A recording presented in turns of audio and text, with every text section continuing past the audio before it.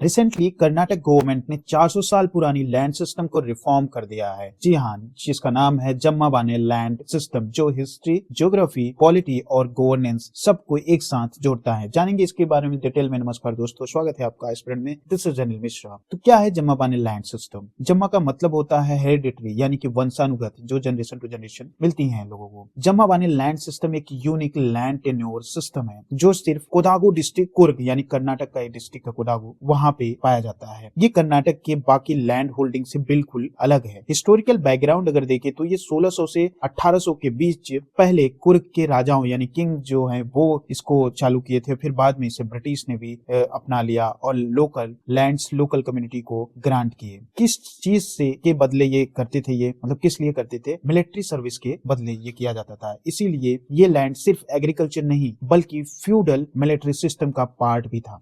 तो geography and land use अगर देखें, ये लैंड दो पार्ट में होते थे। पहला वेटलैंड्स, जहां पैडी कल्टीवेशन यानी कि राइस का कल्टीवेशन होता था। दूसरा फॉरेस्टेड हाईलैंड, जो धीरे धीरे बदल कर बाने यानी कि world famous coffee state of Coorg बन गया। इसीलिए जम्माबाने लैंड्स का लिंक है एग्रीकल्चर, फॉरेस्ट, प्लांटेशन इकोनॉमी तीनों से। तो ध्यान रखिए, जम्माबाने लैंड किससे रिलेटेड है? एग्रीकल्चर, फॉरेस्ट, प्लांटेशन इकोनॉमी तीनों से है। अभी लीगल फ्रेमवर्क, ओल्ड सिस्टम और वर्सेस न्यू सिस्टम। पहले क्या था? Coorg land revenue and regulation act 1899 था, बट बाद में क्या हो गया? कर्नाटक लैंड रेवेन्यू एक्ट 1964 लागू हुआ। लेकिन प्रॉब्लम ये थी कि पुराने लैंड रिकॉर्ड सिस्टम को प्रॉपर्ली इंटीग्रेट नहीं किया गया और यहीं से प्रॉब्लम स्टार्ट होती है। तो कोर इश्यू क्या रहा लैंड जम्माबाने लैंड सिस्टम का?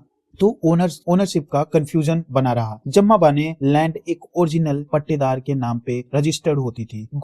जनरेशन के बाद क्या होता था? सिर्फ नेम ऐड होते गए, लेकिन ओनरशिप ट्रांसफर कभी अपडेट नहीं हुआ। यानी कि ओनरशिप जो ट्रांसफर होता है वो नहीं हुआ। मतलब रियल ओनर का नाम चेंज नहीं हो सकता। सेल, इनहेरिटेंस, बैंक लोन, सब में प्रॉब्लम आते थे। एंडलेस लीगल डिस्प्यूट होता था और ये एक आर्काइक लैंड रिकॉर्ड सिस्टम बन चुका था। तो लेटेस्ट क्या हुआ? कर्नाटक गवर्नमेंट ने क्या अमेंड किया?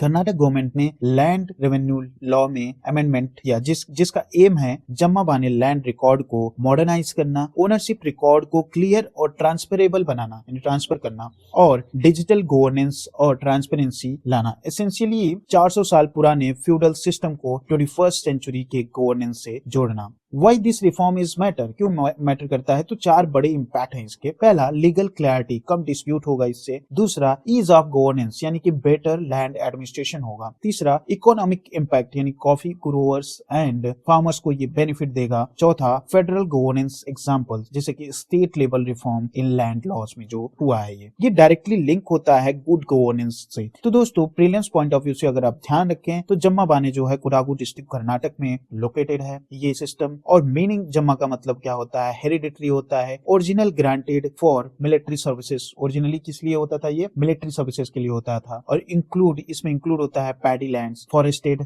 Coffee state. ओके, तो अगर आपको ये वीडियो हेल्पफुल लगा हो तो लाइक शेयर सब्सक्राइब जरूर करें। मिलते हैं नेक्स्ट करंट अफेयर सेशन में। जय हिंद।